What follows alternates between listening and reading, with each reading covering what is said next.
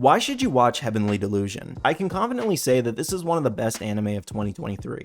I haven't been this excited to find out how something ends in a long time. That was only after the first episode. Now being fully caught up, I can be even more confident in my praise of this anime. This show constantly keeps you guessing as it throws mystery after mystery at you, leaving you perplexed and scratching your head as to what you just witnessed. Though it does it in a way that doesn't have you searching Google for an explanation afterwards. At least sometimes anyway. If you need a show to compare this to, it would be Promised Neverland. There are a lot of similarities between the plots. Heavenly Delusion presents two perspectives at once from inside and outside of heaven. The outside world is destroyed by an unknown disaster known as the Calamity, which killed off the majority of humans and left behind harsh living conditions. Oh, did I forget to mention the mutated monsters known as man-eaters? Believe me when I say they hit the mark on making these monsters horrifying and compelling antagonists. Unlike the outside world, heaven allows its residents to live with limitless food, community, and safety within the walls they built. From the outside world perspective, two characters, Kiriko and Maru, explore a post-apocalyptic world in search of heaven. They face the challenges of a destroyed society, from bandits to food shortages, and even man-eater monsters trying to eat them. It's certainly no paradise, but it's intriguing to see how they navigate through and overcome such harsh conditions, while at the same time trying to find their own purposes in this new world. Now, heaven isn't the shiny place in the sky you're thinking of. This one was created by humans, and I know,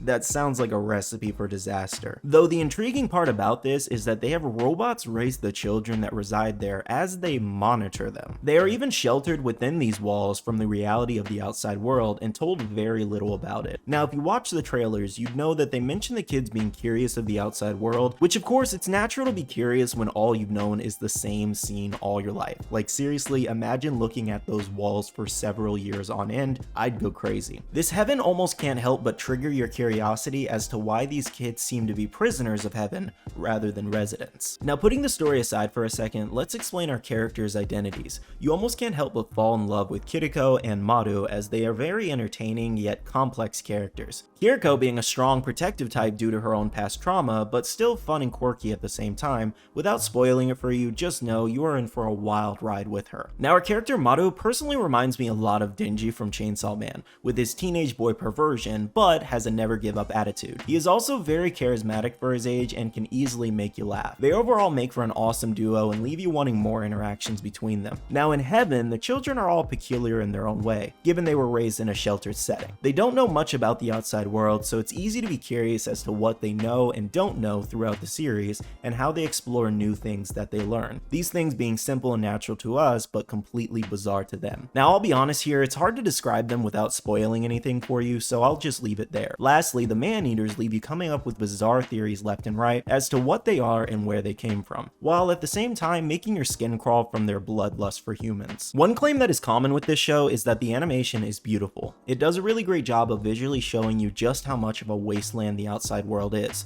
and it highlights just how amazing and perfect heaven is. Even the action sequences are animated beautifully and highlight character details extremely well. You can really see the amount of detail and hard work the animators put into this show, so it definitely deserves its praise. Now, of course, don't go in expecting Demon Slayer movie level animation, but I feel this show may surprise you with the in-depth animation it does have. In summary, why should you watch Heavenly Delusion? Because it has unique storytelling from two perspectives leading to the same end goal, compelling characters that leave you rooting for them, and it challenges you to guess what is coming next. Now, this is just one man's opinion here. I encourage you to watch the show for yourself and hopefully be engrossed in this new mystery world. I believe it to be a pretty good twist on the sci-fi mystery genre so far. Thanks for watching, everyone. I'll see you in the next video.